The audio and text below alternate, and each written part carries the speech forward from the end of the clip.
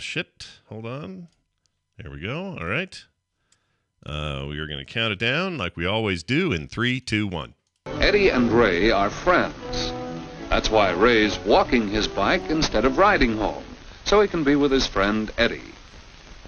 Here's Jane. She's a friend. And guess what? She's going home to make some fudge. And she's inviting the fellows to come over later and sample it. Yes, sir, friendships are worth having, aren't they? The morning stream, the morning stream, the morning stream, the morning stream, the morning stream, The morning stream, because knowing is half the battle. Good morning, everybody. Welcome to TMS. It's the morning stream for Thursday, May 19th, 2022. I'm Scott Johnson. That's Brian Ibbett. Hi, Brian. Hello. It's Thursday. It is, Woo, man. We're on the downslope of the week. Yep. I got one more. Let's see.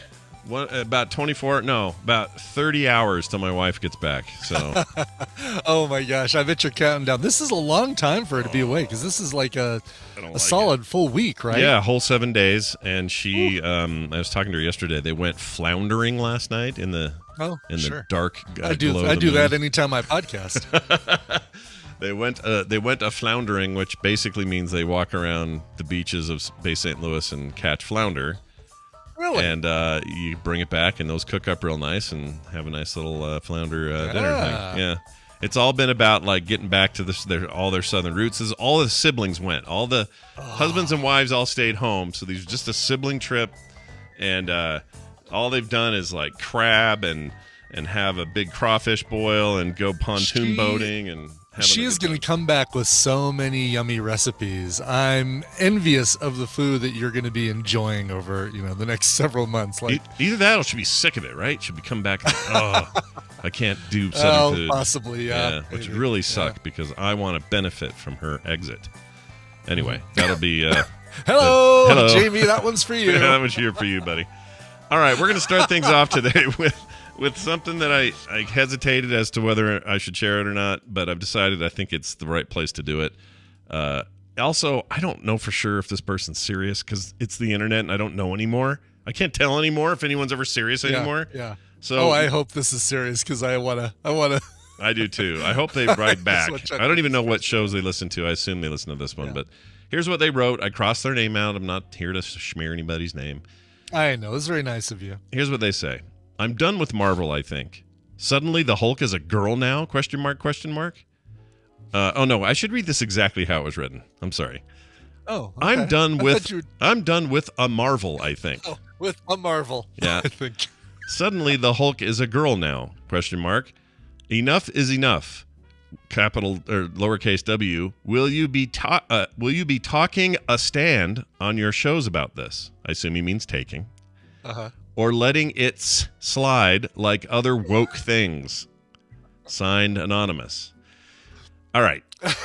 The typos definitely make me feel like this is a serious email. Like there is nothing. Yeah, why would they do that if they were? Yeah. I mean, I don't know. I can't tell. But okay, so let's just take issue with the claim.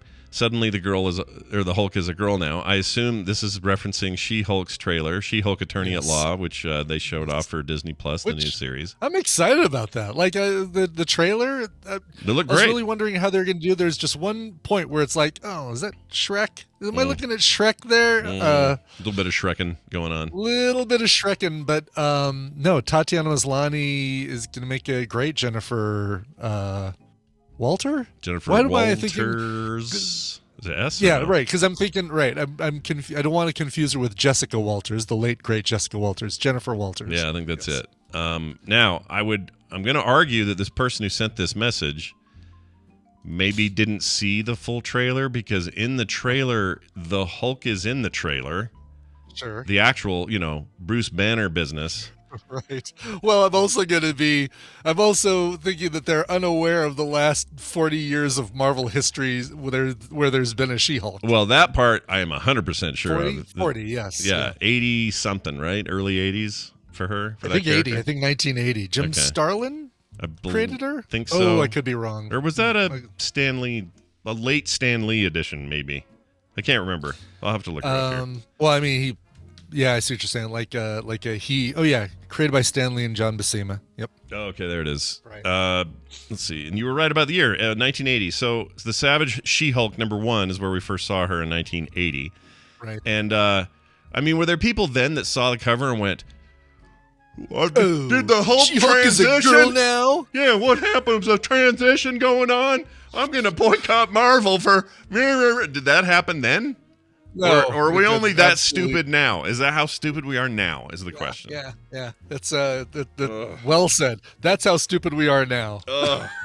Because this person, I mean, if they'd watched the trailer or gave a crap, they would have seen, there's Mark Ruffalo playing the role of the Hulk, and he's talking to this other person who's clearly not him, and just a big giant DUH. I don't know what else to say. Big fat duh.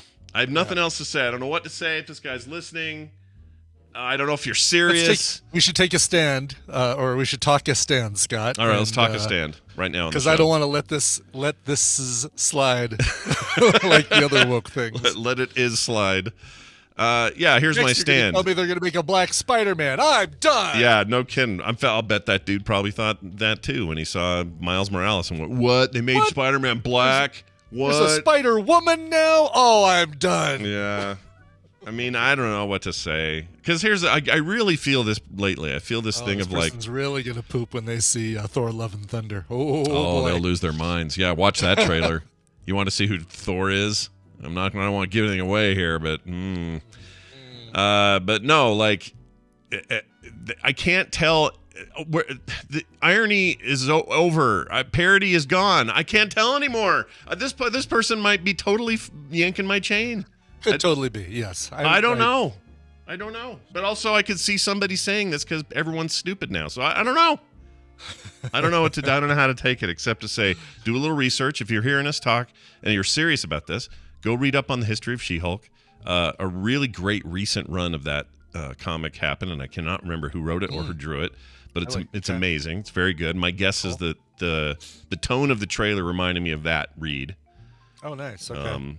So I think they're probably pulling from that, kind of like the Matt Fraction stuff heavily influenced the Hawkeye TV show. So I think they're pulling from that more recent thing. Anyway, and go learn, do some learning. Yeah, do a little research, find out that this has been around for a while. She's a cousin. There's something actually more to this than just woke things. Yeah, woke things, as he says. Also, turn on autocorrection in your browser. Because a lot of these would have had little red lines. Talking is a word, and done with a Marvel. I mean, none of these would have been caught by spell checker. But the grammar checker. Don't you get? You should get a little green line under everything. Is what you should get. Right. Exactly. Yeah. So, Grammarly. They were a sponsor for a while. Grammarly. Oh yeah, Grammarly. What happened to them? They're around, right? They're doing around. stuff. I think they're still there. Yeah, I think you can still install their little deal and do their stuff. Yeah. Anyway, She-Hulk. A long history that this guy didn't know. That's right. I recommend he learn. Okay. All right. I didn't know she was a member of the Fantastic Four for a while. She was one of her, like, one of those great costumes. She was in that in the era of the Fantastic Four where they had the light blue and white costumes. Yeah. They were kind of cool. As a matter of fact, the She-Hulk mini that I painted is wearing that costume, I believe, or a version of that costume. So did that mean that there was someone else in the Fantastic Four that was sidelined? So Thing was out for a while, so She-Hulk stepped in. Because they'll never have more than four is the rule. I want to say Ben Grimm had gone back to human form and was palling around with Alicia Masters for a while, and so She-Hulk came in, and What do you think? Okay, so one of the problems people seem to be having with this is that she's not hulky enough. Right. And my experience with She-Hulk has always been she was never just shredded. Yeah, she was never built like Mrs. Shrek. Right. And she also didn't go extreme like how the Hulk loses his mind and can't even hardly talk in the beginning and eventually can say words, and then if you follow the MCU there's a whole thing there, but the beginnings are all and smash is the biggest word but in her case she didn't lose any of her she still has all of her intelligence and wherewithal. Like, she's still she still gets angry. And also, for a while, she couldn't change back, right? Like, she was always in She-Hulk form and wouldn't like shrink back down to normal. So she would do her lawyer things as She-Hulk. She would be a lawyer. She'd be in court, doing lawyer things. Doing lawyer things, like Ally McBeal, but green. That's how she did Right, it. exactly. Yes, Yeah, exactly. Yeah. And I hope exactly. Exactly. McBeal, yes. What I hope is they focus, because the run I read, what made the comic good wasn't that she turned green and kicked ass. Right. Was that she was just a really kick butt lawyer, and everybody had to kind of deal with the fact that she's strong, tall, and green, but really smart. Her cross examinations, like, it was more of a courtroom drama, that comic. Kind of hope that's what they do here. Like, I know fans are going to want smash and kick butts. Yeah, you're going to want both. I mean, we don't need another Boston Legal or something just with one of the characters happen to be big and green. Yeah, that's a good point. But no, I mean, we want I don't know I saw the little snippet of who I think is a villain guy, but I couldn't tell. I don't know who the Marvel bad is going to be in this one, right? Like, we had we've had Kingpin, we've had. What would you assume? Who Like, you else have any guesses what they'll do? Like, who they'll tap for that? No, I don't. Well, you do see a little bit of the Abomination in the trailer. Oh, right. And what's his name's in it? We like a little Emil Blonsky. Yeah. What's his face? Pulp Tim Fiction Roth. guy, Tim Roth. Yeah. Yeah. I like Tim Roth. And he was that in something. Was it the Hulk movie? He was in Shang-Chi. We saw Abomination recently. Oh, okay. I can't remember. But not Tim. When we saw, Full Anger Abomination. Not. We didn't see Tim Roth in there, but For some reason Tim Roth I thought was already shown off as something, or he was teased in another thing. But maybe I don't remember. Yeah, I don't know. Well, anyway, watch for that. Yeah. Coming soon. Oh, Joe Guy Art says it's Titania. Oh, that's right. Because she's played by, who, now that you say that, or Titania, I don't know how, Titania. Sounds like something my car's made out of. Let's see. And Wong is going to be in this probably. Oh, yeah, Benedict Wong is in it. He is, He straight up is. Like, that guy is now everywhere. I'm telling you, was it this show where I said my theory is that he's going to be the Nick Fury of the new phase, the new Avengers phase? I think you're right. He's going to be the one that gathers Avengers together. Feels like it. Maybe he'll be the one that rescues the Nick Fury from wherever the hell he's stuck right now. I don't know. Yeah. Well, there's some things I haven't seen, so I probably would know the answer to that. Played by Jamila Jamil from the Good Place. Oh yeah, she's good. She's great. She's great. Yeah. Well, I'm all in for all of this. I think it sounds like a good time. The trailer made me happy. All the other here's the only other thing to say. This guy, if you hear this, and this teaches you something, send us a follow-up. I'm open to it. Right. You sound like maybe you're playing some team sports here, and that's fine. Everybody's got their weird thing they glom onto, and all their little favorite words that everyone says and all that. I don't want to judge you too harshly because I don't know you, but I'd love to hear now. What do you say now that we've fed you the information that is actually correct about She-Hulk and her history? He's gonna email and say, you know what, you guys are absolutely right. I'm sorry. I've installed a grammar checker on my browser, and I'm back to loving Marvel. And thank you guys for opening my eyes. Please, more woke things. Yep, I'm sure that's it. That's gonna be the email we're gonna get. I'm sure that's it. I will take woke things. I will talk a stand right now on the show. You ready? Here's my stand. All right, please talk a stand. She-Hulk Taco taco stand. She-Hulk is cool. Scott is. I'll talk to myself in the third person. Scott is happy that Marvel is doing things, side weird low key things. I don't mean low key things. With the MCU right now, like they're not like just going and the next Captain America is like they're taking their time. Right. They're doing fun little sidey things, and I like that. Even though I'm not caught up on all of it, I think it's a really cool way to do this. So I agree, and since we recently got a Ms. Marvel trailer as well, with the Kamala Khan, Kamala Khan, or Kamala Khan. Yeah. Are those two shows going to be? Are we going to get to a point where Disney is airing two Marvel shows at the same time? Oh my 'Cause gosh! Usually we don't get the trailer for one until the other one's done, right? Yeah, no kidding. Plus, you're going to run. I think there's some crossover on the Star Wars side with Kenobi and. What? Ms. Marvel's going to appear in Kenobi? No, but this idea that they cross over stuff, Yeah, I feel like they're Mandalorian or stacking their Boba Fett or deck this year. They got a lot going on. Although I guess obviously the Obi-Wan stuff doesn't take place in the same time frame as the Mandalorian and Boba Fett stuff. No, but the Ahsoka stuff does or would. Oh no, not necessarily. I don't know. Are they doing prequel crap with the Ahsoka character or Ashoka character? However you say her name. Oh yeah. Oh, that's a good question. Because she was there all along. Well, they wouldn't be able to use what's her face if they do, right? They'd have to de-age her some. They'd have to de-age her quite a bit, yeah. Or maybe they do it as like they do it in flashbacks or something, and then do the crossover with young Ben. Do you think, in a live action way, Marvel and Disney, or Disney in general, ever crosses Marvel with Star Wars, like some kind of stunt one-off? Oh man! Type thing? All right, how would they do this? This is a really good question. All right, how would they do this? I So, don't know. Gosh dang it!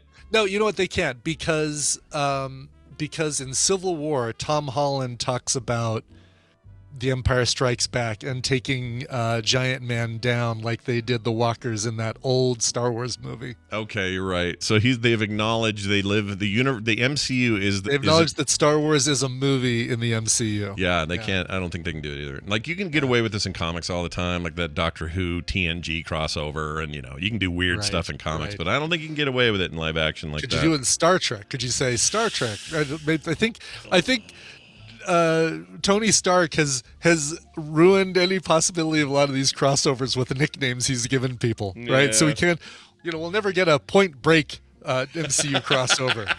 We'll never get a all of his smarmy talk has gotten him painted him in a corner. We can't have these crossovers right, exactly. now. Yes. Transformers, there you go. Bring them over. We got it. Yeah.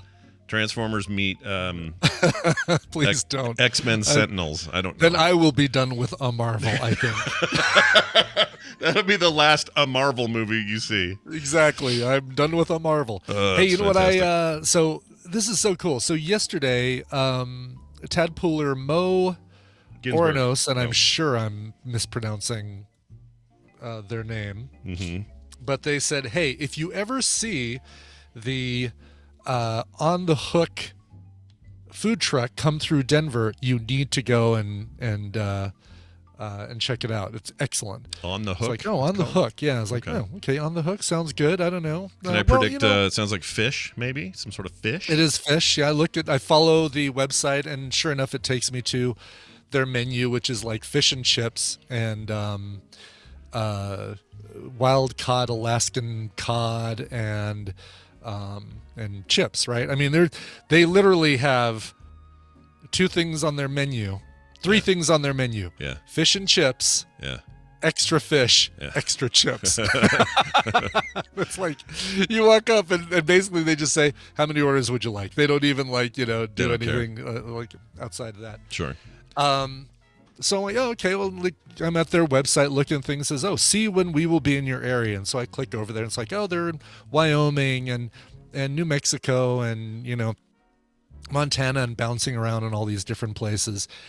And then it says, Denver. When are you going to be in Denver? Because I click that and it gives like a little schedule of when they're going to be in Denver. May 18th at the Arvada 24-Hour Fitness until 7 p.m. Oh, my gosh. And I look up at the calendar. It is May 18th. And I think, well, what the heck? I'm going over and getting fish and chips. This is like the most perfect timing. Yeah, no kidding.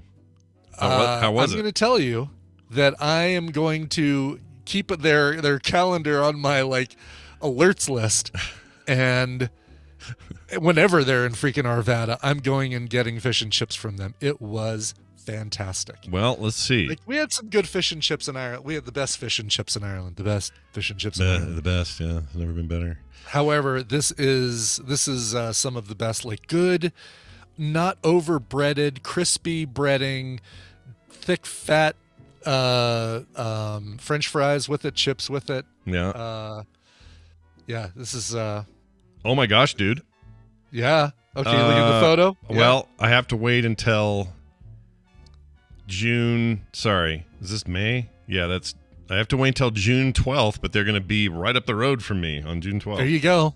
Put it on your calendar, Scott. Okay. I'm dead serious. Yeah. Like, I'm going. This is a weird thing. I've never heard of a food truck that travels around the country. It's weird, isn't it? It's a little weird.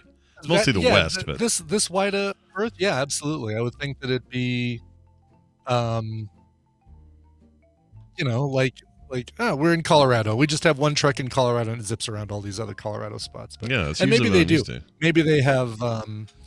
I'm sorry, battered, not breaded, Claire. Oh my gosh, she's going to have a heart Jeez. attack. Calm All down, of those Claire. question marks, all those caps and question marks. My God. Gin battered for her. That's how they do it. Gin battered. Batter with gin. But I'm looking here, so they've got like they are coming to Utah on the 26th, so just next week. But it's Salem, then Further Logan, away then from- Hurricane, then Cedar City. Like it's way far from me. So I'm gonna wait till the 12th and do this. That sounds fantastic. go. So it was good then. Cool. You really liked it, is the point. It was excellent. Yeah, like I said, when I see them coming back through Colorado, I'm going. It was damn tasty. That is what it sounds was. great. I'm not even like a fish and chips guy, but when it's done right, it's you can't deny it. You can't deny that. No, can't deny that. 12th of June, fish and chips. There you go. Off Exactly. the hook. Yeah. Or on the hook, rather.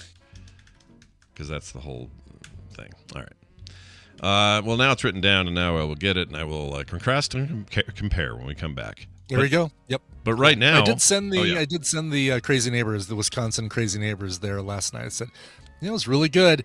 They'll be the final decision maker because if anyone knows fish and chips here in the U.S., it's going to be somebody from Wisconsin, and Oh, that's right. they'll say, Yeah. it was blah blah blah, it wasn't very good. Blah, blah, blah, blah. Proper cheeseheads need to weigh in on Right, how that exactly. went. All right, check this out, you guys. It's time for this. Yes, that's right. Time to read this with Amy Robinson, Red Fraggle 3, joining us as she does every Thursday to talk about books we should read. Hello, Amy. Welcome back. Good morning. How are you guys this morning? Pretty good. We're good. How are you? Pretty good. Yeah, I'm I feel. I actually got some sleep last night, which is a departure from the rest of this week. Oh. So I feel moderately human. I haven't slept at all this week. It's been a bad week for sleep. In fact, this morning, my goal this morning was, all right, Scott, you're tired, but you're gonna get up, you're gonna shower, you're gonna take the dog for like a 30-minute walk. You're gonna Take the walk for a dog. you're gonna take this morning by the shorties and give it what for? Nah, just kind of rolled out a little late and put on this shirt. Who knows I don't know how I smell today. Who knows? Whatever. Kim's gone. You just live like thieves while she's gone, and that's just the way it is. Carter, do some dishes while I'm down here, will you? Get that going. Do you have the thing? I have the thing where, like, when Chuck is out of town, I don't sleep as well. Like same. it just doesn't. It's just not. I don't know. It doesn't feel right. There's something not right. You know what else happens is I'll wake up. Like last night, I sneezed really hard in the middle of the night because there's some allergies going on around here, and my first thought was, "Oh crap!" I woke Kim up, and then I was like, "No, she's not even in here." I could blare like heavy metal in here; she would not wake up. I could do whatever I want, but I don't want to. I'd rather have her here. I'd rather have her here to wake up. Anyway, Right. it'll be. Meanwhile, tomorrow. she's like, she's sleeping great and going a-floundering. Oh yeah, she's fine. She's living and her accent came A back. floundering we shall go. Yeah. I gotta record with her for Skim before she loses it again because I can hear her accent, like Southern accent, has come back kind of full swing every time she goes down there. So I gotta try to capture some of that for listeners. We'll see if we can do it. Oh, that's fun. I should call in to you guys sometime. Like, I should call my mom right before I do this segment or something, and then you guys can hear what my accent really sounds like. Oh my gosh, I would love to hear your Yeah. full-throated Southern It's, belle accent. It's Yeah. a thing. Yep. It's- Well, I have two things. I need two little housekeeping things I need to mention. Sure. One is a couple weeks ago, I was talking about Terry Pratchett novels, and I had sort of mentioned that I I had heard that there might be a TV adaptation of the Guards books, but I wasn't sure. Turns out there is. Oh. And I was correct that it's set in the modern day, but apparently from some friends of mine who are fans of Discworld, it is not bad. So they enjoyed it. It's on BBC America, which is why I don't have that. So I didn't know that it had come out. So correction there. There is, in fact, it's called The Watch is the name of the show. So check that out if you like the Guards books. Is it good? Is it well regarded, received? I mean, like I said, I have friends who I trust who are fans of Discworld, and they said they enjoyed it. So, I'm willing to, if I can find a way to get it, I'm willing to give it a shot, because at one point years ago, Scott, you said a thing, and I've held on to it for a long time. It doesn't suck until it does. Yeah, there you go, nailed it. Well done. Yeah, how do you know? Oh, there you go. How do you know until you know? You don't know, right? Mm-hmm. So exactly. This new look, I don't know if anyone heard, and I didn't even know about it. I don't know how this slipped under my radar, but George Miller's about to put a new movie out, and I didn't even know he's working on one. And it looks insane and really? Amazing, and I can't freaking wait. It's called, hold on. Babe 3, Pig in the Pasture. I wish. Although somebody Pig on my plate. Somebody did tell me. Who ordered the bacon? Someone did say this Babe 3 revival sure looks weird, is what they said. But it's called 3,000 Years of Longing.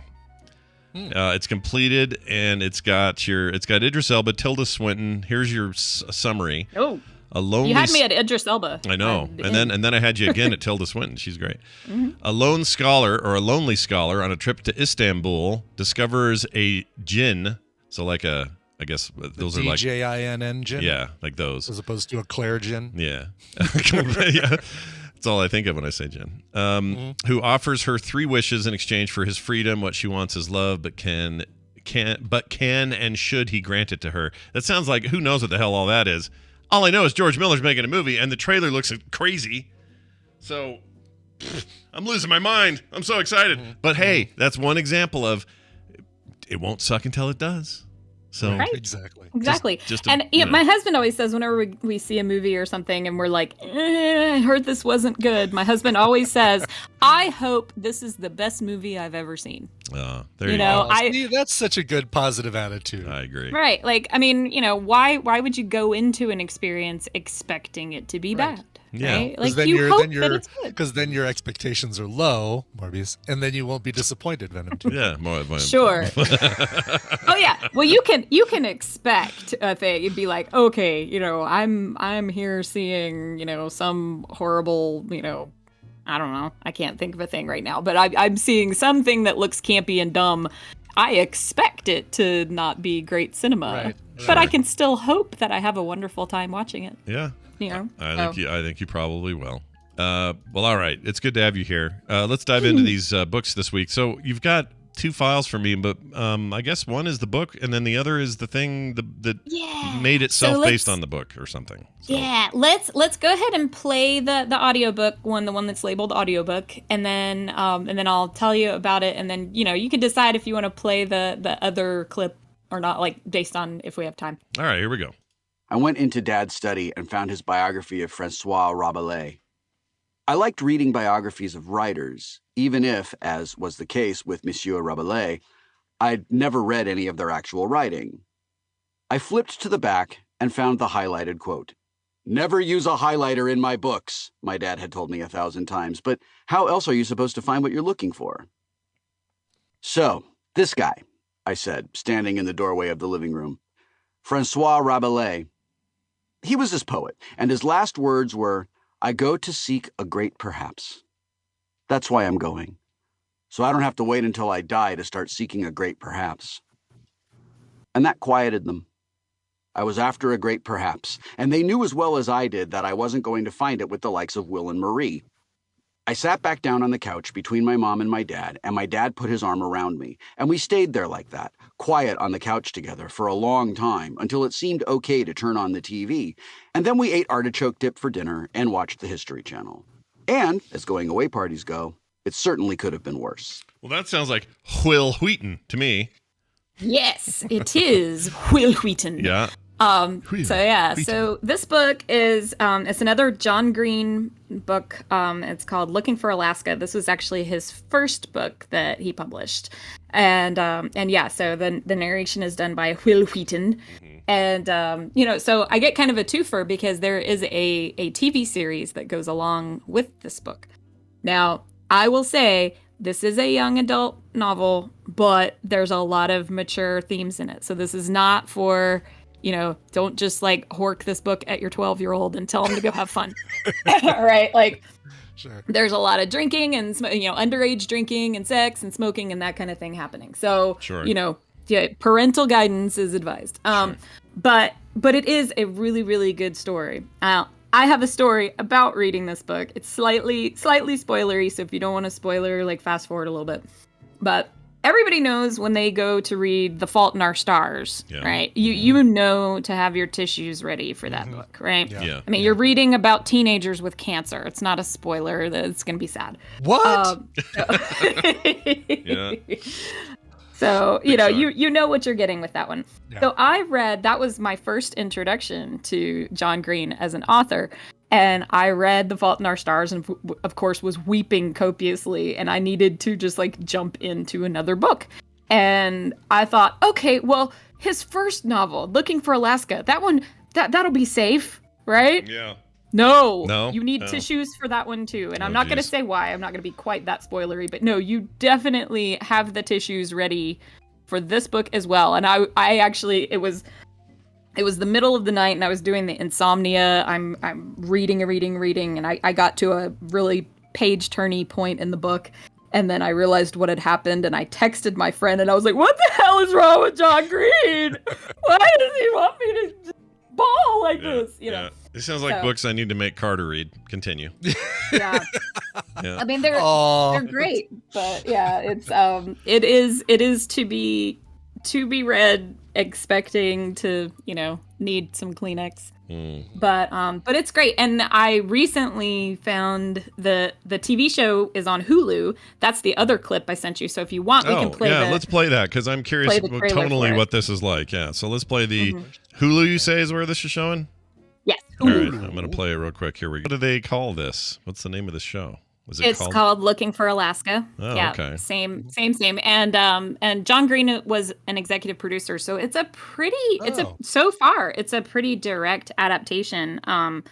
And there's some extra things in there because they expanded it out into a limited series. So there's some things in there that weren't in the book, but so far I'm not missing anything and they haven't really changed anything on me. Well, that's and good. so it's Yeah. really good. The only thing I will say is that it takes place at this boarding school in rural Alabama. Mm-hmm. And there's a guy in it. They all call him the Eagle. He's one of the teachers there. He's basically his job is to catch them doing bad stuff. And but this dude lives in deep South Alabama, and the guy they cast has no accent. There's no freaking way that dude would sound like Hicksville. So that one, that little part of it is almost takes me out of it just a little bit, kind of like watching Kevin Costner in Robin Hood, where he's the only one that doesn't have an English accent. But yeah, but it's a really good book. It's a really good story, and so far I'm only like 4 episodes into the TV show, but I'm really into the TV show as well. So I am quite enjoying. And Brian, you would probably like it for the music in it because there are some fantastic covers in here. The episode we just watched last night had this really, really good haunting cover of that song "Take Me Out." You don't know, you say, Killers, I think, yeah. Yeah, Killers. but like it was this really great cover, and they did it like this in like a minor key, and like a woman's voice, and it was very and I was like, oh wow, that's a take on this song. That's really cool. So Oh, very cool. Yeah, I'm looking to see if there's a soundtrack. Looks like there's Music. we're being from the corrected. It's Franz Ferdinand. Oh, not I'm the sorry, killer. Franz Yeah. Ferdinand. See, okay, I will say that is I always get those two confused. Damn it. And I've even seen Franz Ferdinand in concert, so there's no excuse. They But have similar sound though. For the Yeah, to your they credit. they sound do. They alike, came out right so. around the same time. Yes, thank you. Thank you, TV's Travis and Hank the Crab. Yeah, Hank the Crab. That's Hank a the great Crab. name. Hank the is a Crab. great You're my new username. favorite name in the chat. That's amazing. I No, really like no this. soundtrack with the covers on it, sadly. It looks like. Oh, nope, I take that back. Oh. Well, There it is. Yep, Young Summer does that cover, and there's Modest Mouse. There's a cover of I Will Follow You Into the Dark. yeah. Oh, I Look at haven't gotten to this. that one yet because I Yeah. love that song. Ooh. Yeah, this looks like it's a mix of originals and covers, but I'll be checking this out later. Nice. The Cool. that Yeah, so- Kristen go ahead, Kristen Scott. that Kristen Froseth who plays Alaska, she's great. She's really good Mm-hmm. in things. I'm trying to think of the other thing I saw her in. It was something like was it not the first lady. What am I thinking of? The Society? Anyway, she's really good. So that's enough to make me want to check. Oh my gosh, she's my daughter's age. I'm old. Anyway, she's still good. She's good no matter what. But weird. I mean, what do you expect? She's in a YA, she's in Yeah. a Right. young adult series on Hulu. Yeah, it sounds like fun though. Cool. Well, I didn't, and the book as read by Will Wheaton, also a good experience, I assume.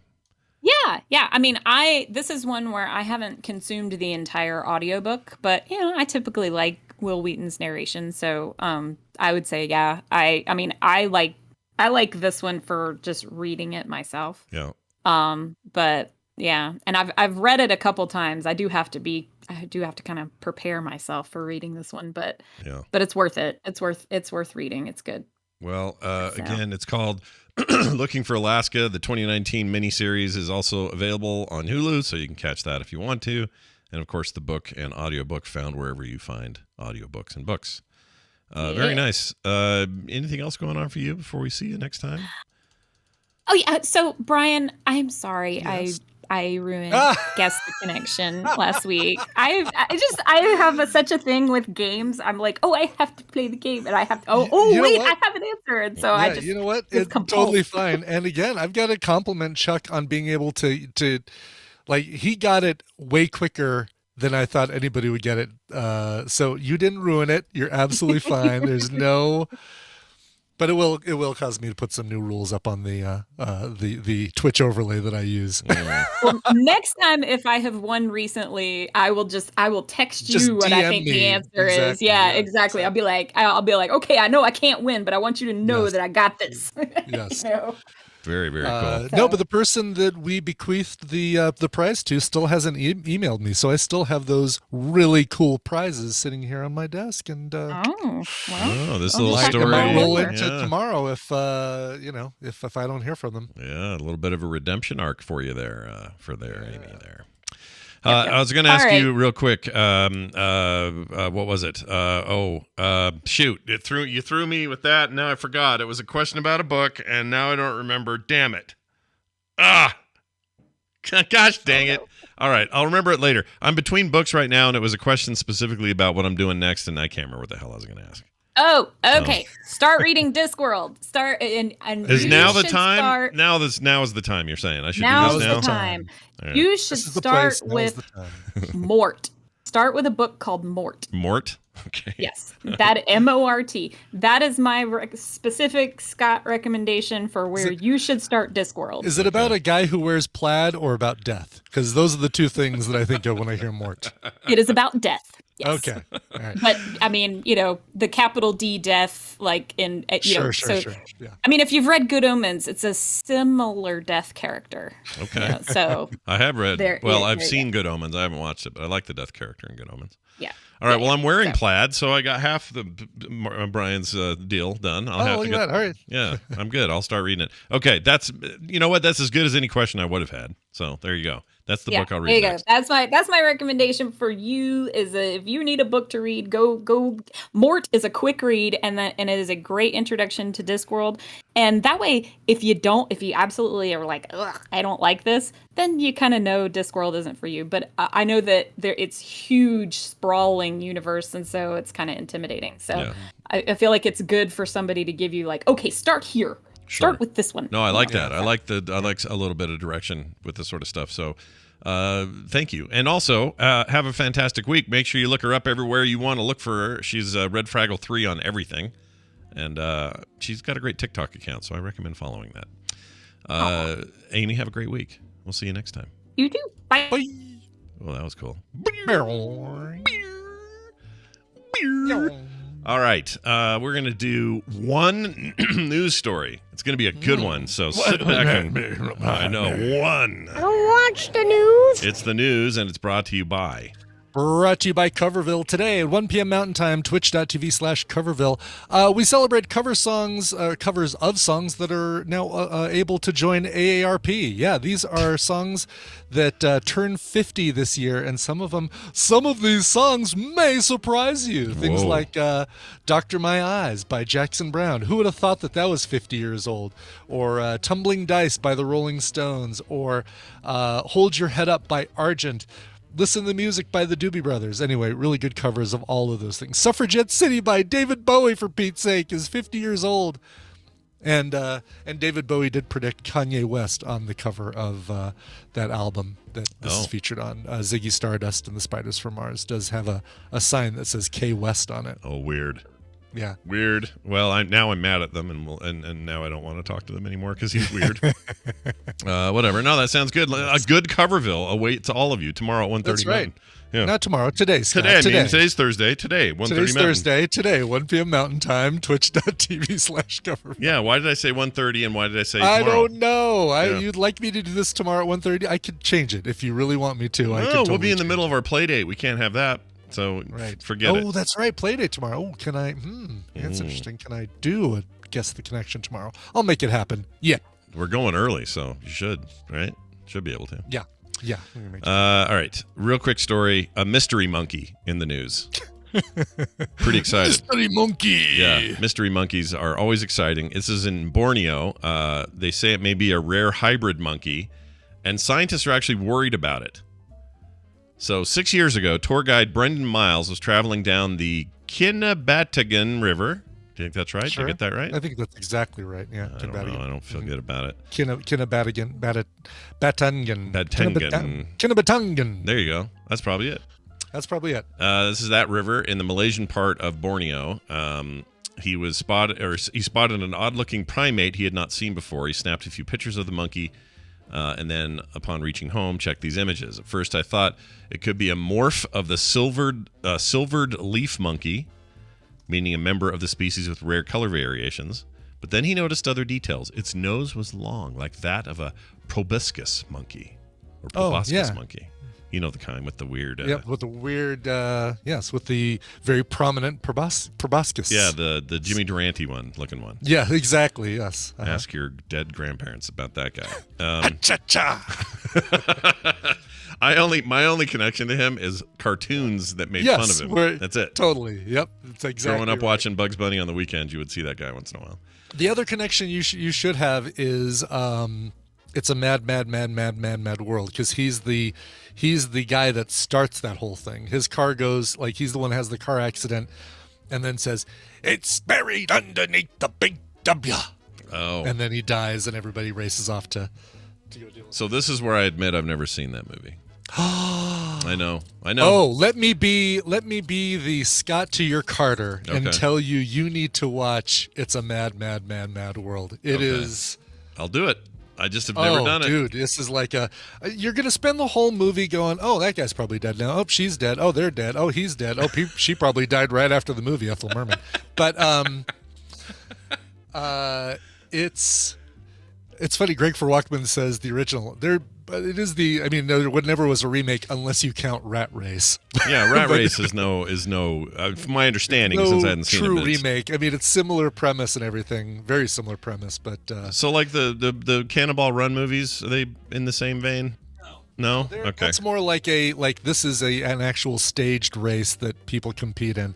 Mad World is, oh, this guy just said that there's a lot of money buried under a big W in Santa Monica. Okay, well, let's go on about our lives. But then everybody says, no, we're going to go. I just wanted to tell everybody that we weren't going to go after the money. And so everybody, like Buddy Hackett and the dude from the father from My Three Sons and Ethel Merman and Jonathan Winters. And I mean, it's such a great cast. It sounds like a season of Love Boat is what you've just described. No, it doesn't. Oh, it does. All of those, this thing is so much better. All those guest stars, those are all Love Boat people. Every one of them. They were like a very special guest star on Love Boat by that time because they were the ones that were still alive. That's true. All right, I'll finally watch this movie. I've just never, and everyone's you might always actually said have to rent it. I'm not sure. I hardly ever see it streaming currently. Oh, you can stream it on Amazon Prime. What? There you go. Tonight, are you doing Core tonight? Damn it! Yeah, I have Core. And then tomorrow Kim gets home, so tomorrow's no find good. some time to watch it with Carter because she would love it too. Okay. All right, Carter, did you hear that?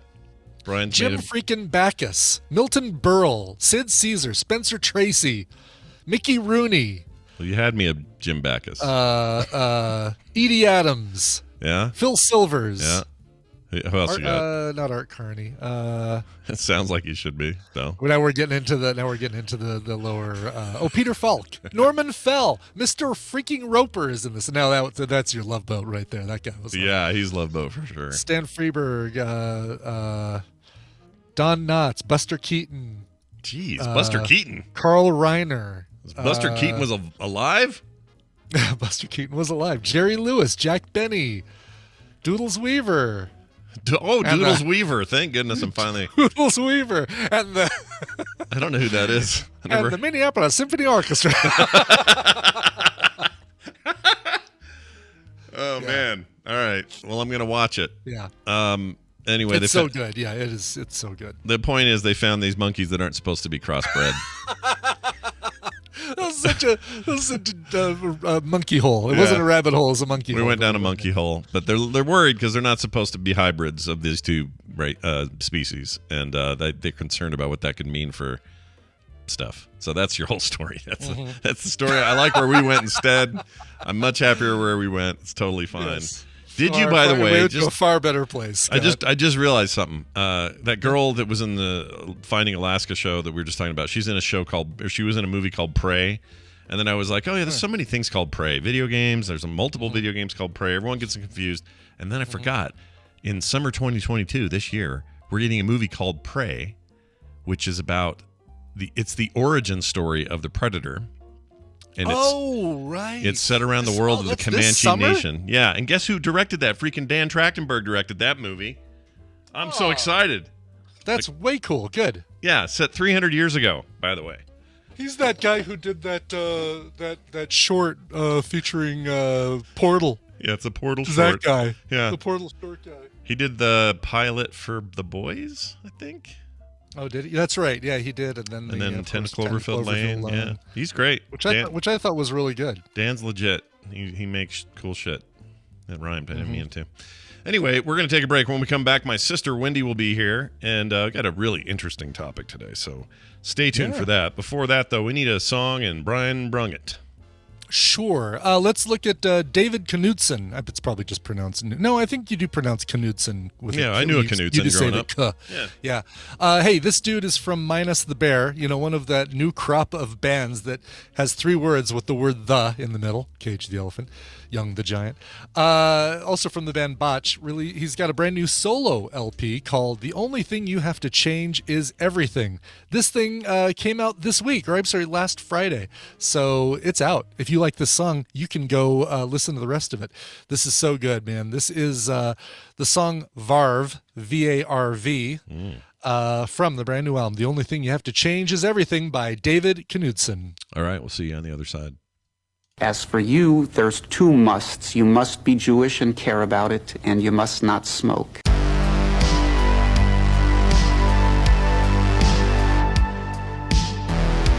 The Morning Stream.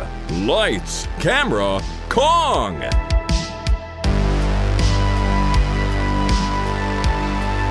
back, everybody. Who was that again? That was David Knutson, and the song is called Varv, V-A-R-V, and it's really good. We knew a kid named something. I don't remember his first name. Eric, maybe, Knutson, and we all called him Knuts. That was his name. Knuts. Knuts. Where are you guys going? Knut's house. Okay, then what? Oh, well, if his mom's not there, we're watching RoboCop. Okay, cool. See you at Knuts' house. That's how I'd say it. Nice. There's a whole story for you. Let's get Wendi in here. See what's going on. Yeah. She's, my sister. She's a professional. She's smart. She's S-M-I-R-T. There she is. She's personable. She knows a lot of stuff. She knows a lot of stuff, and really that's what we're going to tap into today. Everyone knows it's Wendi. Look who it is. It's my sister Wendi, a practicing therapist who calls all the way from Minnesota. Hello, Wendi. Hi. I thought you said a practical. You're practical as well, I think. You are practical. I'm incredibly practical. Yeah. How does that feel? I don't do that. So how are you? What's practicality like? What's the deal there? I'm actually not that practical. What am I? Adam's very practical. Boring. He is practical. Yeah. What does practical mean? Does it mean just like do things that make sense? You do things that make sense. You use your surroundings to their best usage. Yeah. Oh. That's a good way to put it. It started out as a good way to put it, but it used the word "use" a lot, and I respect that. Did. But yes. But no, somebody who's like, well, all I think of it is like, you're not. Okay, let me put it this way: Wendy's not afraid to bungee jump off a high building. Sure. But she would do all the practical things around it to do it. Does that make sense? So you're not like do the research and say, all right, how many people have died doing this, and sure, and right. and you'd look You at guys are hilarious. That's not me at all. I would bungee jump off a building and do no research. Really? I know. I mean, that's one weird different what thing. What we meant is you're spontaneous. And Yeah. what we love about you. Yeah, what we love about you is your spontaneity, and it's. Okay, I would say maybe what you mean to be saying is that I am down to earth. That doesn't mean I'm actually practical or good at any that's good. basic things, but I'm pretty. Unless you're bungee jumping and then you're down to earth and then you're up to earth and then you're down to earth and then you're up to earth. Up to earth. And then you laugh and then they unhook you and then you do it again. And you wet your pants a little. Yeah, just a little bit of pee comes out. That's gravity. That's nothing. That's all good. Well, it's good to have you a few inches from Earth while we have this discussion today. So, you got a contact from somebody. I don't know. Did you forward the email? I don't think you did. I did, yeah. Oh, let me pull it up real quick. I didn't see it this morning, so I will grab it real I fast. sent it 2 seconds ago because I'm not practical. Oh, look how unpractical you were today. I'm very impractical. Yeah, we take everything back that we said about you. All of it was in jest. Just spontaneous. That's all. That's the only compliment. I don't see it at all. Which email did you send this to? I used your morning stream one. Oh, that's why. It's in. I have it filtered. Okay, there it is. This is super interesting. All right, so we're going to read this email, and then it'll make sense on the other side. Wendi will explain it. So here we go. Hi there, Wendi. I'm actually contacting you on a friend's behalf since, well, I'm a regular show listener to you, Scott and Brian. That is the proper billing, by the way. Wendi, Scott, and Brian. That's how we like to do things. That is the order that you should be saying our names. That's right. Yeah. Says, my friend Emily has worked in residential caregiving for several years, having been a care manager, working up from DSP position over time. I'm not sure what that is, DSP. Direct suspicion penis. I have no idea. Yes. Oh, Police. yeah. I never heard that. Direct suspicion police. Yep, that's it. Yeah. However, while she's considering going into school to learn to be a therapist in her own right, we've discussed some concerns, and I wanted to get your professional opinion. So there are 3 things here. Number 1, she's a professional that happens to be trans, and that's led to issues, both from the current legal landscape and in the work that she does with clients, as you might imagine. Number 2, she's worried about not being able to be detached enough to do the work because she very much throws herself into what she does in the name of helping others and has had mental and emotional breakdowns as a result of that. And number 3, she's aware as a result of her own issues to work through. Would you suggest she look into therapy of her own, despite apparently no one anywhere near local having an opening that's trans-friendly anytime in the next 8 months or so? Or would you have another recommendation? Thank you for your time and everything you might be able to offer this person on behalf of another person. I won't say their names. So that's interesting. If you had to guess, Wendy, how many people are, I mean, that's probably not even a percentage, but how many people in your line of work are like trans, but also in your business of, of some form of like therapy or whatever? I think it's very common. Just curious. I don't know. Yeah, probably not much. I don't know, but it's definitely a niche that needs to grow. So interesting. But I don't know the number. I mean, there's definitely sort of LGBTQ plus friendly therapists that have good training, and they'll usually advertise that, right? Like that's something you can know about them and ask about. And so, being able to find someone like that in a bigger city is pretty easy. Yeah. Easy being a relative term, because it's not easy to find anyone at the moment because everyone's booked. Well, let me tell you something that came off the top of my head. I was thinking last night when you were telling me about this, and then you can tell me if this is, I don't know, where my head's at with this. It seems like if you were, let's say you were somebody seeking therapy, and you were either in the middle of transitioning or you just had transition or whatever, or considering it, and you find out, there's this therapist who is not only skilled in these specific areas and coping mechanisms and all of this, but they're also trans themselves. That seems like a gold mine. Like, oh, sweet, I'm gonna have the direct connection to somebody with not only the knowledge and the know-how, the wherewithal, but they've also been through this. They understand, they know who I am, and because they're doing it themselves. Some might see that as, how do I put this? Like it could be a benefit or a harm. Yeah, not maybe a harm, but like you're already feeling like you're in a world that's hostile to you and your decisions. Mm-hmm. And you're, they're hostile to who you are. And now you're going to go to somebody to try to work through some of that, who is also in a position in their life where people are hostile to them for who they are. Do you understand what I'm saying? Like I'm not saying it doesn't make them neutral. Well, that's not the way I'm looking at it, but like, sympathetic or empathetic. Yes. And that'd be I mean, they'll have the most empathy, but but is there an issue with like, you're going to be, how do I put this?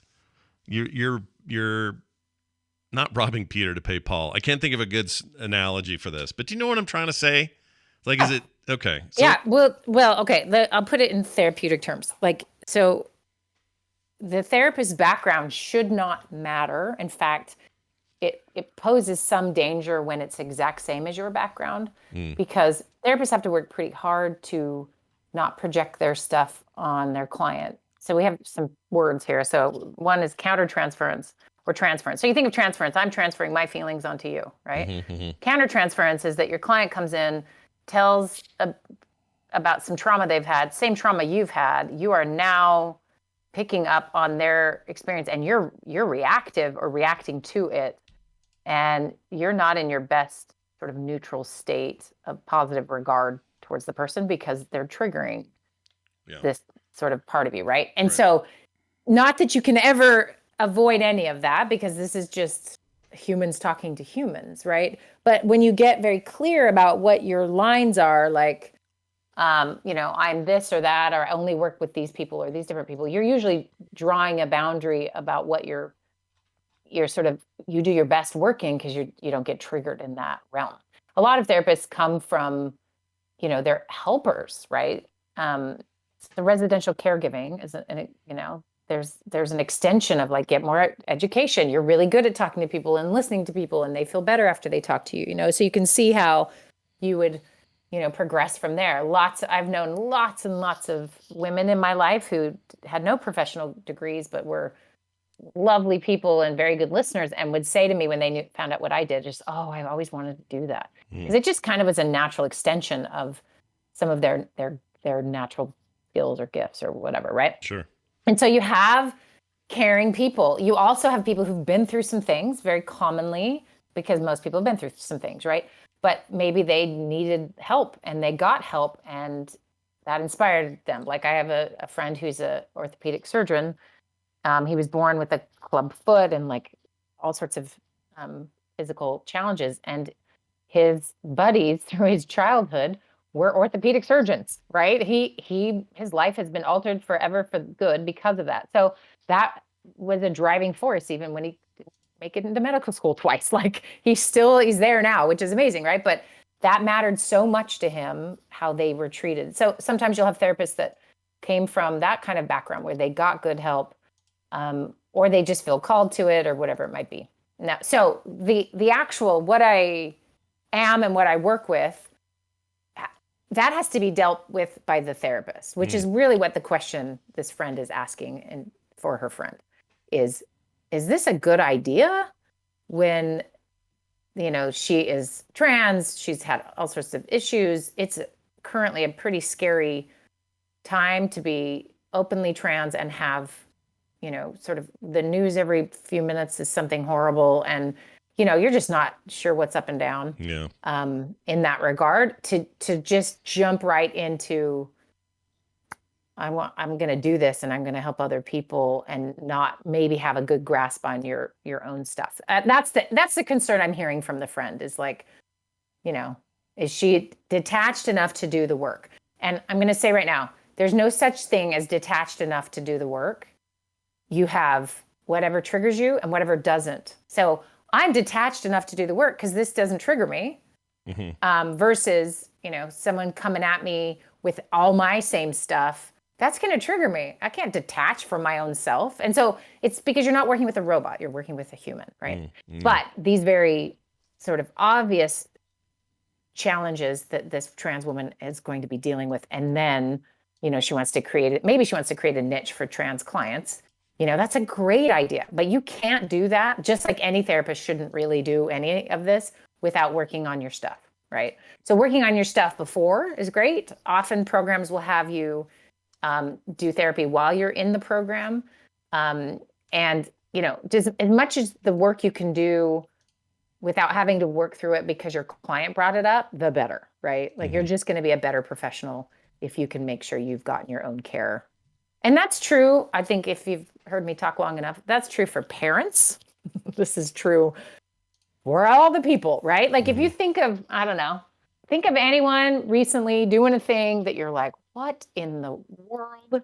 And it's so obvious from the outside how dysfunctional that response was, or how dangerous, or, whatever it might be. I can tell you right now, they haven't done their work, right? They haven't figured out what was driving them, or why that impulse was there, or, to some extent, most of us. And that's why people often will have something hard happen, or they'll behave in a way they really are not proud of. And then they go seek treatment to figure out what in the world that was about, right? So it's just very common, very normal. I think if I could do anything, it would be to normalize this. You don't have to be perfect to be a therapist, but you are going to have a much harder road if you don't understand yourself and deal with your own trauma, right? Because trauma is what usually is the most triggering thing in therapy sessions. And so you're just going to have a harder time doing the work. And it may mean, like she said, I think it was number 2, she does in the name of helping others, throws herself in, and then has a mental and emotional breakdown as a result of it. That is not a great sign if you're going to spend day in, day out listening to people's challenges, because you can, we call it vicarious trauma. You can actually be traumatized by the things that you're hearing. And you do build up some sort of calluses around some of that. But especially when it's not related to you, you can have empathy and hear it.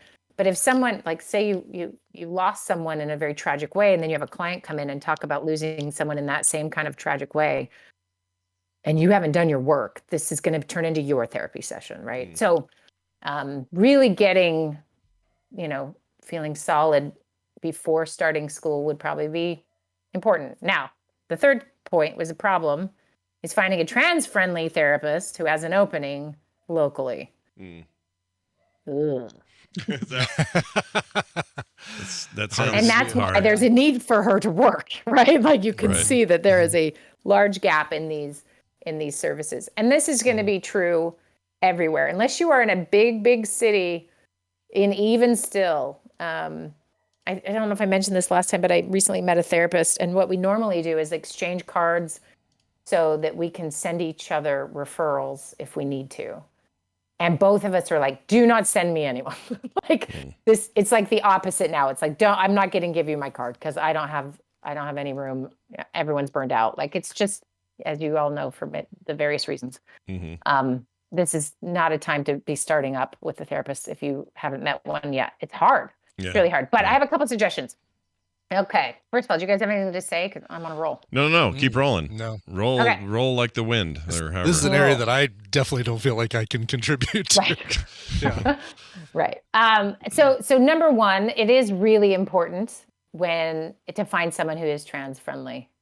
And there are going to be people who are trans unaware, and, capable of certain things. So I have a number of trans clients, and I am trans aware, and I am doing my best, but I am not fully skilled like someone else might be. And so, one client's going to do a full transition, and I am just working on other things that are in my wheelhouse, and they will, eventually meet with someone differently for that transition thing. So I'm working on the underlying anxiety and depression, et cetera, right? And then another one, we've worked together for a long time, and lots of good things have gone into that, and it's going well. But if I start to feel out of my depth or not really sure what to do, it's my ethical responsibility to refer them to someone else who is more qualified to do that work. So I'm the neutral to positive example. Like, you could come to me and we'd work on some things, and I would, but there might be some education I still need to do, and I have to be honest about that, right? But there's a spectrum here, all the way to people who are well trained, and this is like a thing that they do, and they're awesome at it. Great. All the way to well-intentioned folks who really can do more harm than good.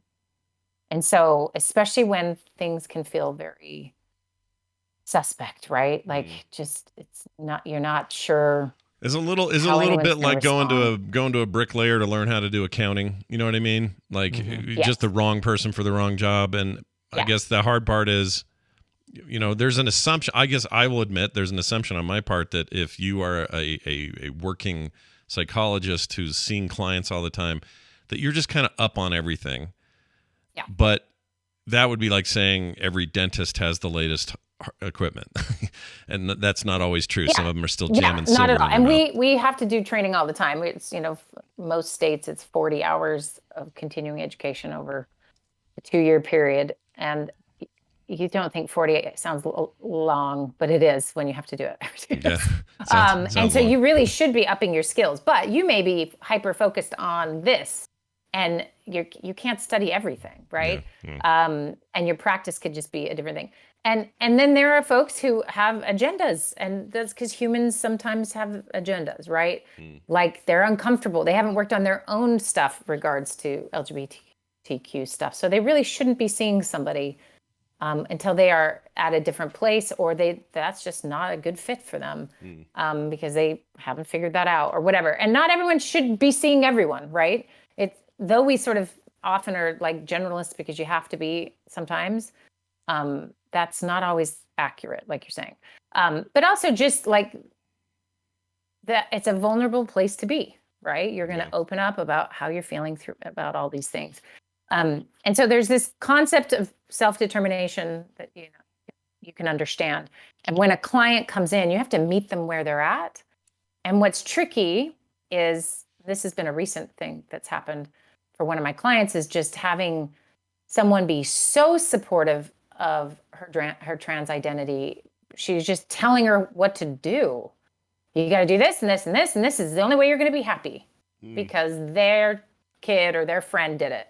Yeah. And that's not therapeutic or helpful. But even though it's supportive, it lacks that self-determination and like really letting someone be where they're at and help them as they go to where they want to be, right? Yeah. And it's just as bad as, well, it's not just as bad, probably it's better, but it's also problematic in the other way of, don't do that, you're going to lose your family, basically parroting back society's prejudice and fears towards them. Sure. And so that's tricky. And this, I've said this a million times on the show, when you're looking for a therapist, is you got to click. So I get that this is a maze of nightmare there's no one to find. And then when you find someone, you have to click. Like, it's so frustrating. That's why a lot of people like CBT, because it's very like homework based and directive, and like, you know, you're going to be able to work with your thought. You don't have to love your therapist all the time for that to work. Yeah. Like, it can be really effective with your therapist being not your favorite. But there are definitely other versions of therapy where you really have to click. You have to trust them. You have to open up. You have to be vulnerable. Yeah. And for anyone who doesn't know what that is, CBT, cognitive behavioral therapy, right? Therapy. Okay. Yeah. All right. And so this is going to matter. And so a couple of ideas on her third point, which is just, you know, yes, I would suggest she looks into therapy. And you might have to get creative about how to find it. So, and I'm sure this resource on here before, but psychologytoday.com has a find a therapist search button. Pretty much every therapist is on it. I'm not, but plenty are. And it's because you have to like opt out of it when you do a bunch of continuing education. So a lot of people just have it, and it's a good resource. And there you can read, it'll list anyone in your zip code that's available to you. It will show you if they are trans friendly or not. You can specifically search for that and do your best to find somebody locally. Now, because of telehealth and statewide licensing, there might be, whatever state they're in, there might be someone they could see online that's still in their state who's trans friendly. That is probably the best bet, is to look for that. And then if there is literally no one, and this is risky because it is not the same thing as therapy, but there may be some type of coaching services that are trans friendly that can help you sort of work through some of this. I don't know how the depth of this stuff, and life coaches basically are trained to, if it's out of their depth, they refer on to therapists very quickly. So this really would be more about positive, it's kind of a positive psychology thing of like, how do we get you to your goal and that type of thing. It's not going to be dive deep into any of your trauma. But it may be helpful in the process of just figuring out if this is really the work you want to do. But my first, that's the desperate part. There is some resources there, but the key really will be finding someone within your state, which is now an option that wasn't sort of 2 years ago. Therapists were not doing online, and now many of them still do it. And so that is an option to find someone not so local, but that is trans friendly. So that's what I would suggest. And, you know, just to boost her career chances of being successful and balancing these things is to get help first would be really helpful. It sounds like she starts the program in 8 months. Yeah. According to the way their email reads. Yeah. So that's some good time to do some good work. And then school will trigger a bunch of stuff, and we have to work through that then. And, you know, that's part of what grad school for this actually is a lot of that self-work. So, you know, she'll get lots of practice at this, and it'll help her decide if this is what she wants to do. Yeah. I know maybe this is a strange thing to say. I don't know. Maybe it isn't. So I'm just going to say it. If I had I don't have therapy right now, but if I did, and, you know, Wendy's always saying everybody should have therapy, so maybe I should, but not in any kind of therapy or anything. But if I did, is it weird that I would love it if I had a trans therapist? Is that a weird thing to say? Because the reason I'm saying that is I think I like that. To me, there's a wealth of experience there that I don't get from just some vanilla therapist. It's somebody who understands a lot more about a lot more stuff than you're. It's a weird assumption, I know, because you're all real smart. Don't get me wrong. All you practicing therapists out there, all you psychologists, even psychiatrists, you're all brilliant, okay? But for some reason, I want somebody with some... Who's been through some things. Been through some stuff, because I feel like that... Then I'm just in awe of them almost. It's like, wow. Not that I need them to be on a pedestal, but I mean, like, not only am I talking to somebody who understands all this human behavior stuff, they understand how the human mind works, they understand all the blah, blah, blah, blah, blah, and they're going to know how to help me, but they've really had to learn how to help themselves too. There's something about that for me. Is that a weird thing? Or is that not weird? No. Okay. I mean, no, and everyone's different. Like, someone else might have the exact opposite feeling of like, I want someone who has their like their life looks like it's really functioning well, so I can like get that energy. Yeah. Or I want somebody who so for example, it's really difficult sort of on a general level to find a Black therapist. And there's a really cool foundation. If anyone has some money they want to donate somewhere, that does some great stuff. It's the Loveland Foundation, and basically it's to help support Black therapists in their training, and then providing scholarships essentially for Black women to have access to that therapy. And that's because that worldview, you can't replicate it. You can't get it. There's no way to empathize with that in a particular way that sometimes I think people might need. And then there's some times where your empathy is sufficient, right? So I had a good friend had a sort of really terrible medical thing happen and became disabled in her mid-20s. And, tried a bunch of different therapists to just sort of figure out how to live a new life. And it was difficult. The matching up was very difficult. And the one that finally clicked with her was a guy who went blind in his late 20s. Oh, geez. And the line to get into him was like a million miles long because he was very good, but he was very good because he dealt with his stuff, did his own work, and then that was an asset. And that can be the same thing for this person, right? That it's either a hindrance or an asset if you come with too much stuff. But you have to put it in order, and you have to know what it is, and you have to be able to work with yourself so that you don't make your therapy for someone else about you or your issues or your agenda, usually unconsciously, right? Like it's very rare anymore that anyone's just like, I'm going to go out there and make someone not gay or not trans or not whatever. It's not that at all for the most part. I mean, well, there's also a tendency, I think, for people to see what you and others do and go, well, they're almost like robots. They've got it all figured out clearly, or why else would they have this job? And that's crazy to think that, right? Because you're all human beings, and you've got your own, tendencies, weaknesses, strengths, whatever. And you may have a big toolbox of coping mechanisms that you can now share and stuff, but it doesn't mean that you don't need them. In fact, what's that? Brian, what was that HBO show that was so good with Irish actor In Therapy? No. Griffin or Gabriel Byrne in Treatment. In Treatment. In Treatment. And then they came back and did one with Udo Azubo from Orange is the New Black. Oh yeah, I never saw the new one. I meant to do that. The new one was really good too. Yeah. Followed exactly the same format. As the Gabriel I Byrne really one. liked it because there was these the parts where Gabriel Byrne would have to go talk to Diane Weiss, his therapist. Yeah. Was this like, oh, right. This is how you deal with stuff. Like, you've got your own things. In his case, I think, was it like a divorce or dealing with his kids or whatever it was.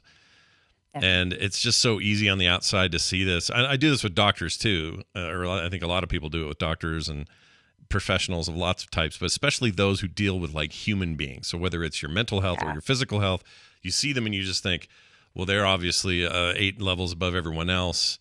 They went to school for 10 years to do this. Like, they must not be able to do anything wrong. Well, of course they can and do, or just mistakes or whatever.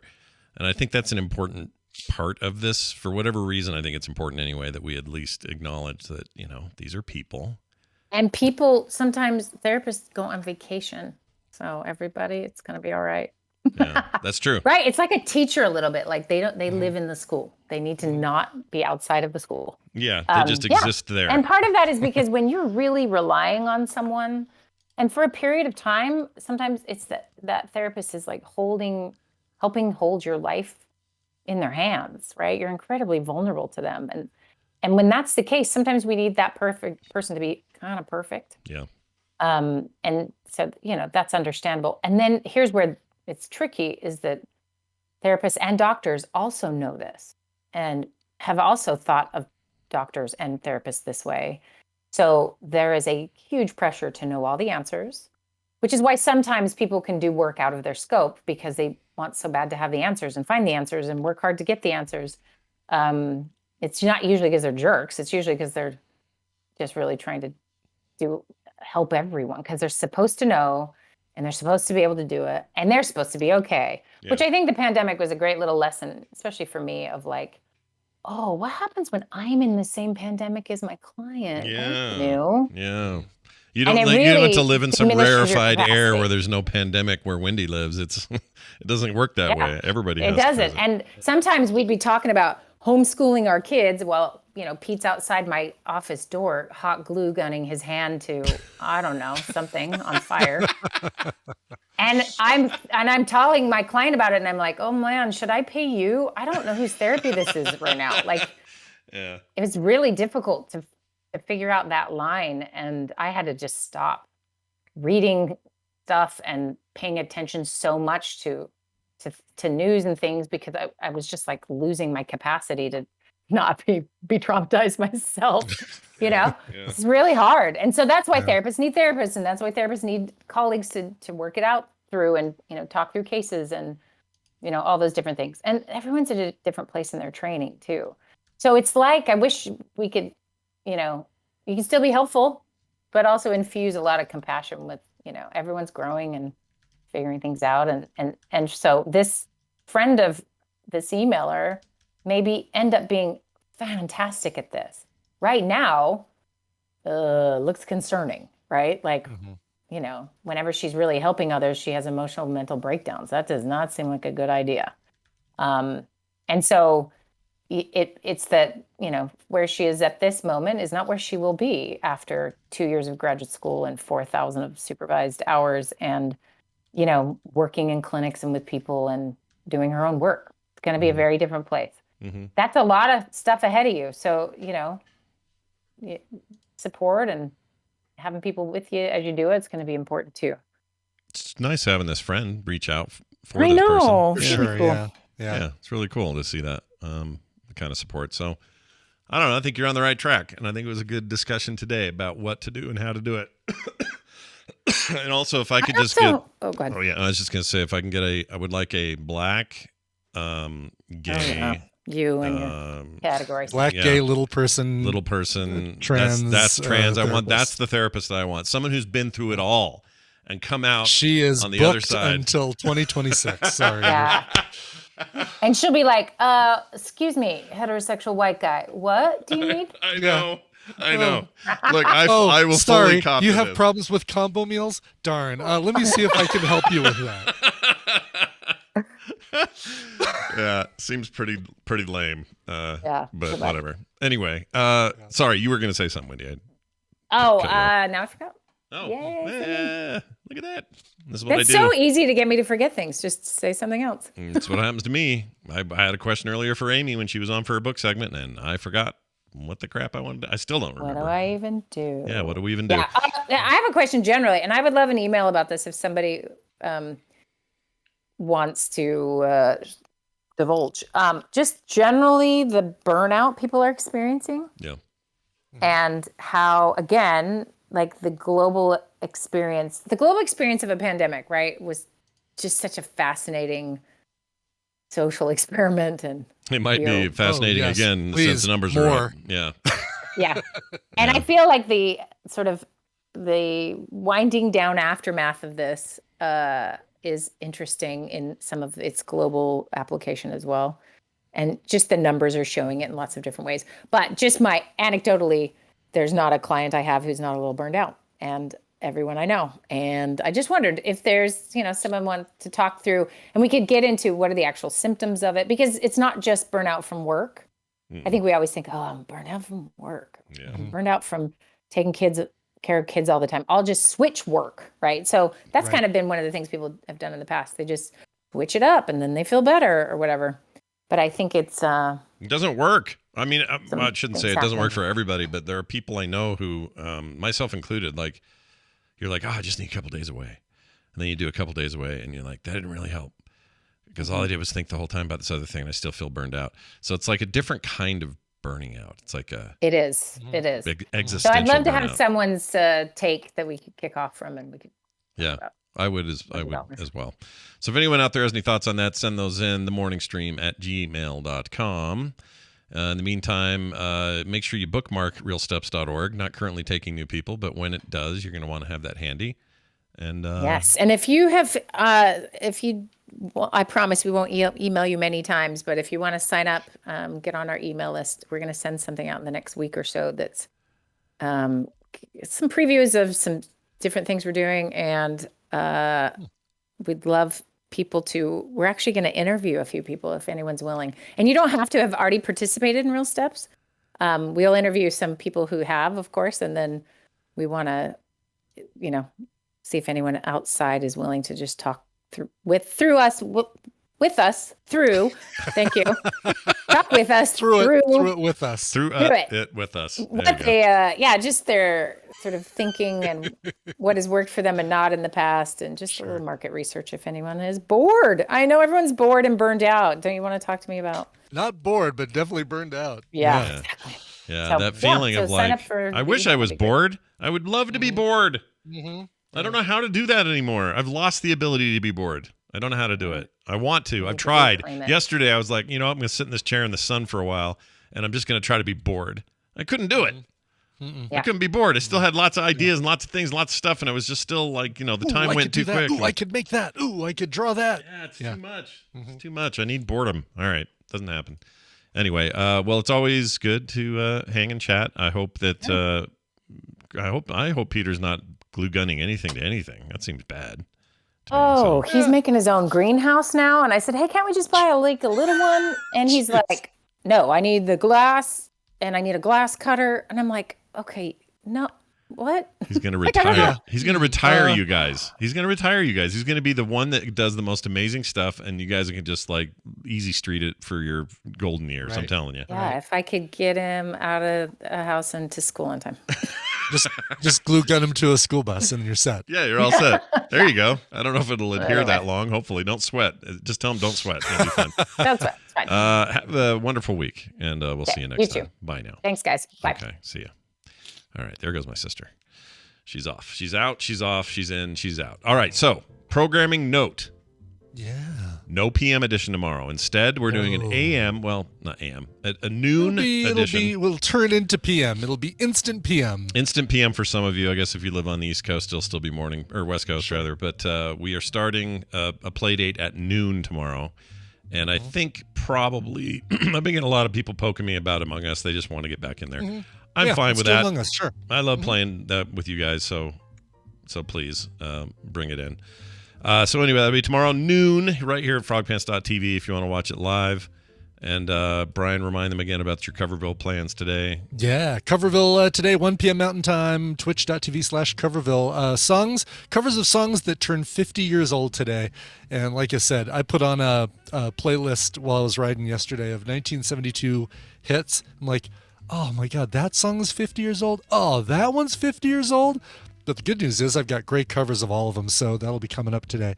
1 p.m. Mountain Time, twitch.tv/Coverville. Coverville. Excellent. Coverville. In the meantime, help us out over at patreon.com/TMS. We are halfway through this month and heavily directed toward the June month, so get out there and get it done. $1 a month is all you'd have to get in to be a baseline supporter, and it's really nothing. Like $1 a month. Can't beat that. It's easy. In this world of like hyperinflation, look at what we're doing.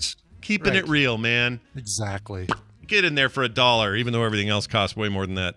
Patreon.com/TMS. Everything else is at frogpants.com/TMS. Brian has music. Play your music, please. I have music. Play my music. Okay, all right. Matt wrote in, said May 22nd is my 40th birthday. He's not a patron, so he we would normally this might be a Friday PM song. Oh, but I see. He's not a patron, so he wouldn't hear it. But we don't have a patron TMS PM tomorrow anyway. So blah blah blah. Blah blah blah. Anyway, May 22nd. There you go. Well done. And May 21st marks my 4-year anniversary of being cancer-free. I'm a bagpiper. Sorry. And I would love to hear a cover with bagpipes. If not, anything Scottish or Irish would be great. Listen to Claire, for example. It would be just fine with me to play this anytime in May. I'm not currently a patron, but I listen to every show available for free, and I have since the beginning. Thank you, Matt. I love the emphasis on I do it all for free. Right, exactly. Yeah. I don't support you in any way. Play a song for me. I'm just kidding, Matt. Happy birthday, and we love you. All right, this is great. There's a band that I follow that I love called the Red Hot Chili Pipers, and they are a bagpipe band that does, as you might guess, covers of pop songs, not just Red Hot Chili Peppers. As a matter of fact, I don't know if I've got a cover by them of a Red Hot Chili Peppers song. However, I do have this great one right here. What they do, by the way, is they mix in traditional Scottish jigs and stuff in with the covers that they do. So, for example, this cover you're about to hear of "Everybody Wants to Rule the World" combines the Tears for Fears song with a song called "The Bung." The Bung. The Bung. Sweet. The Bung. Yeah. Which, as we learned yesterday, is what was it? It was like a law firm or something, or the law firm. They were suing. It was the bald guy getting sued because his boss called him the C word. Oh, and they worked for some Bung Corporation or something. They work for the Bung Corporation, Yeah, whatever they that's do. right. Yes, exactly.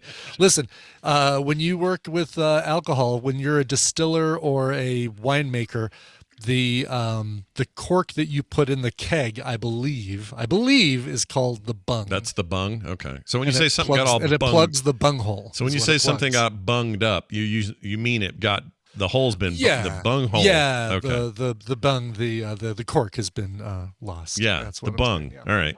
Cool. It's been bunged. It's Yeah. been bunged up. All right. Yeah.